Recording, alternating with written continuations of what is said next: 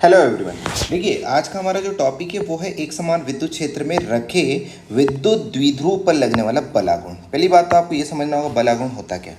तो देखो बल आघूर्ण एक ऐसी व्यवस्था है या ऐसा बल है जो किसी निकाय को घुमाने पर मजबूर कर देता है, यानी एक जगह अपने अक्ष पर घूमने के लिए मजबूर कर देता है। फॉर एग्जाम्पल मान लीजिए एक रॉड है, यहाँ एक बिंदु है और एक बिंदु यहाँ है। अगर इस बिंदु पर इस दिशा में बल लगा दूं और इस बिंदु पर इस दिशा में बल लगा दूं तो आपको पता है ये घूमना शुरू कर देगी। और ये घूमने वाला जो बल होता है ना, उसी को हम क्या कहते हैं, बल आघूर्ण। बल आघूर्ण बेसिकली टाउ द्वारा दर्शाया जाता है। तो यहाँ इसकी परिभाषा आप देख सकते हैं कि किसी निकाय के दो अलग अलग बिंदुओं पर अगर विपरीत दिशा में समान बल आरोपित किया जाए तो उसमें एक बल आघूर्ण आने लग जाएगा। जैसे फैन अपने अक्ष पर घूम रहा है तो वो हम क्या कहेंगे, अगर साधारण भाषा में कहेंगे कि फैन चल रहा है, जो कि गलत है। क्या कहना पड़ेगा कि फैन अपनी अक्ष पर घूम रहा है।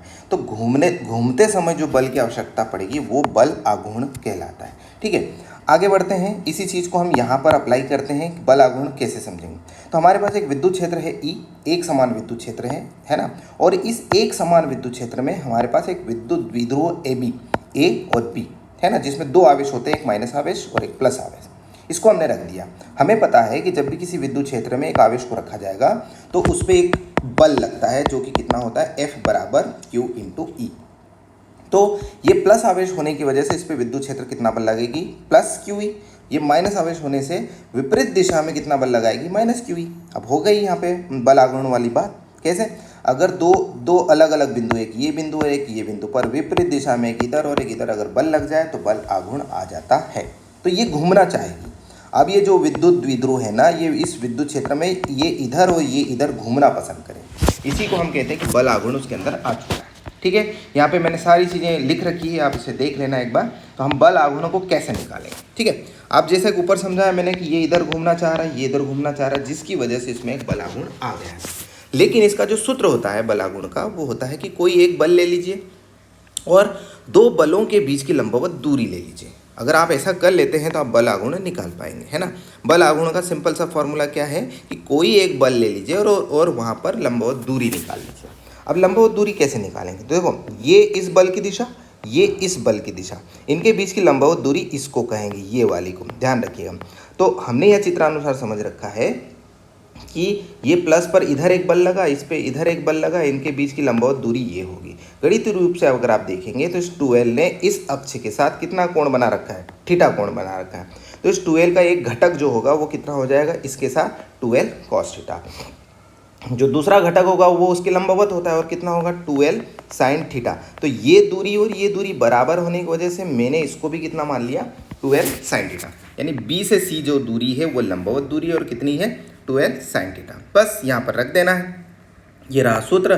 तो यहाँ पर QE कोई एक बल ले लिया और BC यानी वो जो 12 sin थीटा है वो मैंने रख दिया है। मैंने इसको फिर से अरेंज कर लिया है, 2L इंटू क्यू करा है, ई वैसा का वैसा लिख दिया है, साइन थीटा वैसा का वैसा लिख दिया है। हमें पता है कि 12 इंटू क्यू क्या होता है, P होता है ना, विद्युत द्विध्रुव आघूर्ण। इसको क्या कहते हैं, विद्युत द्विध्रुव आघूर्ण। यानी 12 इंटू क्यू कितना होता है, P होता है। जहाँ भी 12 इंटू क्यू दिख जाए वहाँ P पुट कर दिया करो।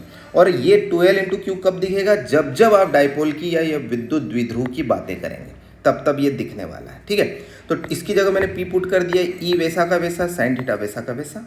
थीटा क्या है, P और E के बीच का एंगल है।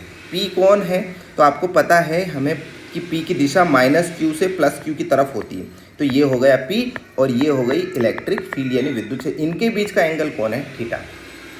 तो ये जो थीटा है ये उसी की बात कर रहा है। यहाँ लिख भी दिया है कि थीटा जो है P व E के बीच का कोण है। अगर इसका सदिश रूप देखा जाए तो सदिश रूप क्या होगा, अगर साइन थीटा है तो क्रॉस आएगा और क्रॉस P और E के बीच में आएगा। इसलिए मैंने यहाँ पर टाउ बराबर टाउ जो कि सदिश राशि होती है वो P क्रॉस क्या कर दिया, मैंने इसको E कर दिया और ये उसका एक सदिश रूप हो गया। अलग अलग स्थितियों में समझते हैं कि जो बल आघूर्ण होगा वो कब ज़्यादा और कब कम होगा। तो हमने सबसे पहले ले लिया कि थीटा बराबर 0। थीटा किसके बीच का कोण होता है, P और E के बीच का होता है। तो P यानी माइनस क्यू से प्लस क्यू की तरफ और विद्युत क्षेत्र भी उधर ही जा रही है, तो थीटा कितना हो गया, 0। इस केस में किसी भी प्रकार का कोई बल आघूर्ण नहीं होगा। क्यों नहीं होगा? क्योंकि देखो साइन थीटा का मान कितना रखना है, 0 रखना है, तो साइन 0 का मान कितना होता है, 0 होता है। उस हिसाब से यहाँ पर टाउ का मान कितना आ गया, 0। यानी किसी भी प्रकार का कोई घुमाने वाला बल कार्य नहीं करेगा, ये वाली स्थिति रहेगी तो। ठीक है, आगे बढ़ते हैं। हम इसे न्यूनतम भी कह सकते हैं, यानी आप क्या बोल सकते हो कि सबसे न्यूनतम बल आघूर्ण कब लगेगा, जब थीटा का मान कितना हो जाए, 0 डिग्री हो जाए। आगे जब थीटा का मान 90 रखेंगे, यानी विद्युत क्षेत्र इधर और हमने विद्युत द्विध्रुव को ऐसा रख दिया जिसमें -q से +q की तरफ p की दिशा है, और ये हो गई आपकी विद्युत क्षेत्र की दिशा। तो यहाँ कितना कोण आ जाएगा, 90 डिग्री। ये 90 डिग्री उठा के यहाँ साइन 90 रखेंगे तो ये +1 हो जाएगा। यहाँ के आंसर आपको मिलेगा टाउ बराबर +e, जो कि PE, जो कि सबसे अधिकतम होगा। इस समय बहुत ज़्यादा इस पर घुमाने वाला बल कार्य करेगा विद्युत क्षेत्र के कारण। तीसरी चीज़ देखते हैं हम, जब थीटा का मान 180 डिग्री हो जाए, तो थीटा का मान 180 डिग्री हो जाए तो क्या होगा, बिल्कुल पहले केस का विपरीत हो जाएगा।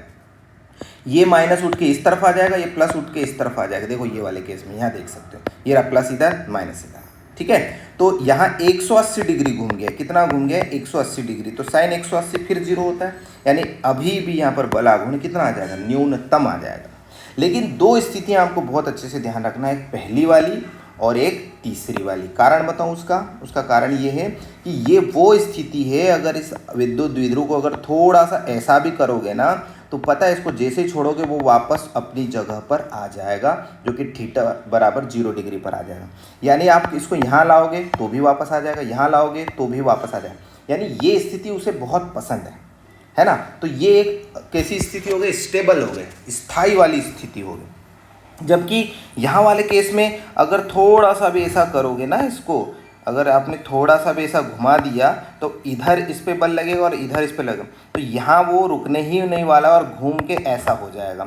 यानी अगर इसको थोड़ा सा भी हिलाओगे तो ये इधर और ये इधर हो जाएगा, यानी 0 डिग्री पर आ जाएगा। तो ये अस्थायी कंडीशन कहलाती है। आगे समझाता हूँ। तो संतुलन की स्थिति होती है, बैलेंस कंडीशन होती है। कब होती है, जैसे मैंने अभी आपको समझाया कि जब 0 डिग्री पर होता है ना, सबसे ज़्यादा संतुलन की व्यवस्था होती है यहाँ पर। ठीक है, ये विद्युत क्षेत्र के साथ संतुलन की अवस्था में होता है। ठीक है, कौन से केस में, जब 0 डिग्री हो।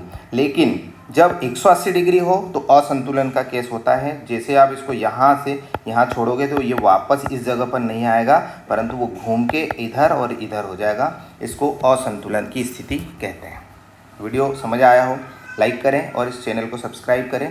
आगे मिलते हैं अगले वीडियो में, तब तक के लिए धन्यवाद।